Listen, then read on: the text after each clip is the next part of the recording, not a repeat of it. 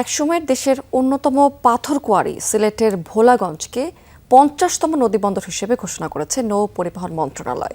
বছরের বেশিরভাগ সময়ই শুষ্ক ধলাই নদীকে কেন্দ্র করে ভোলাগঞ্জকে নদীবন্দর ঘোষণা দেওয়ায় মিশ্র প্রতিক্রিয়া দেখা দিয়েছে স্থানীয়দের মাঝে। গত ৬ই আগস্ট এই সংক্রান্ত প্রজ্ঞাপন জারি করা হয়েছে।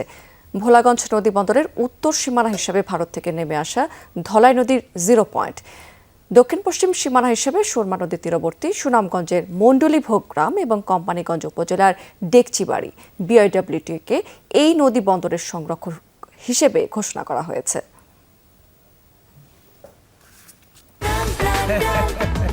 সময়টা দৌড়াবে প্রাণডাল, মুঠোয় মুঠোয় সময় পার। দর্শক, এই বিষয়ে আরো বিস্তারিত তথ্য জানাবেন আমাদের সহকর্মী মাহবুবুর রহমান রিপন। এই ভোলাগঞ্জকে তো আমরা ভোলাগঞ্জ নদীকে তো বন্দর ঘোষণা করা হয়েছে, এতে আসলে এখানে ব্যবসা বাণিজ্যে কেমন গতি আসবে এবং স্থানীয়রা এই ব্যাপারে কি বলছেন? স্মৃতি, এটা আসলে এখানকার মানুষের মধ্যে মিশ্র প্রতিক্রিয়া দেখা দিয়েছে। কারণ আপনি জানেন এটি দেশের এক সময়ের সবচেয়ে বড় পাথর কোয়ারি ছিল, যেটা গত 4 বছর ধরে বন্ধ রয়েছে।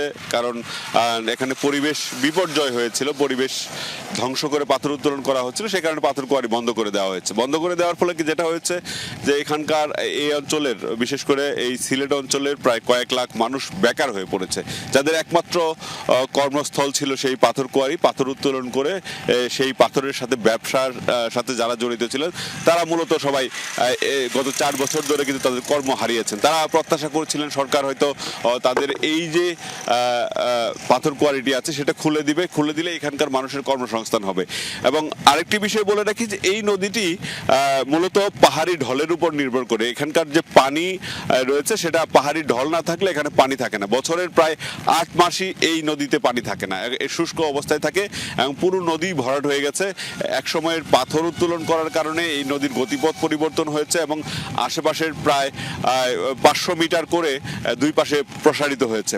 এবং সেটা বছরের বেশিরভাগ সময় যখন আসলে মূলত এই এরকম অবস্থায় থাকে, ঠিক সেরকম অবস্থায় এই ধরনের নদী বন্দর ঘোষণা নিয়ে এখানকার মানুষের মধ্যে কিন্তু মিশ্র প্রতিক্রিয়া দেখা দিয়েছে। কারণ গত 4 বছর ধরে এই অঞ্চলটিকে পর্যটন এলাকা, সাদা পাথর এলাকা পর্যটন এলাকা হিসেবে ঘোষণার দাবি জানানো হচ্ছিল। কারণ এখানকার মানুষ যখন বুঝতে পেরেছিলেন যে এই পাথর উত্তোলনে হয়তো সরকার আর সায় দেবে না এবং তাদের একমাত্র কর্মস্থল হিসেবে তারা এই পর্যটন শিল্পকে বেছে নিয়েছিলেন এবং এর মধ্যেই এই ধরনের ঘোষণায় তারা আসলে কিছুটা হতাশ হয়েছেন।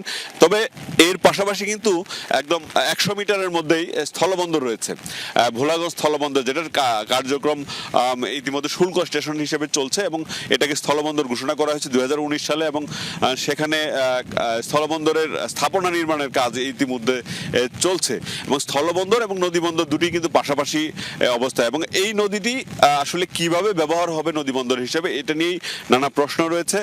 কারণ বেশিরভাগ সময়ে এখানে পানি থাকে না, 1, 2 হচ্ছে যে এই নদীর সাথে সংশ্লিষ্ট আসলে ভারতীয় যে নদীটি রয়েছে সেটা আসলে 2 পাহাড়ের মাঝখান দিয়ে একটি খালের মতো রয়েছে এবং সেখান দিয়ে নদী মানে সেটার উচ্চতা এই নদী থেকে প্রায় কয়েকশো ফুট উপরে এবং সে উপর থেকে পানি পড়েই এই নদীর মূলত যে পানির যে ধারা সেটা এই নদী দিয়ে প্রবাহিত হয় এবং সেটাই আমরা পাহাড়ি ঢল বলি। এবং এই পাহাড়ি ঢলেই এই অঞ্চলের মূলত বন্যা পরিস্থিতি তৈরি হয় এবং এটা শুরু হয় এপ্রিলের শেষ সপ্তাহ থেকে একদম আগস্টের শেষ সপ্তাহ পর্যন্ত এরকম পরিস্থিতি থাকে। তারপরে কিন্তু এই নদীটি শুকিয়ে যায়।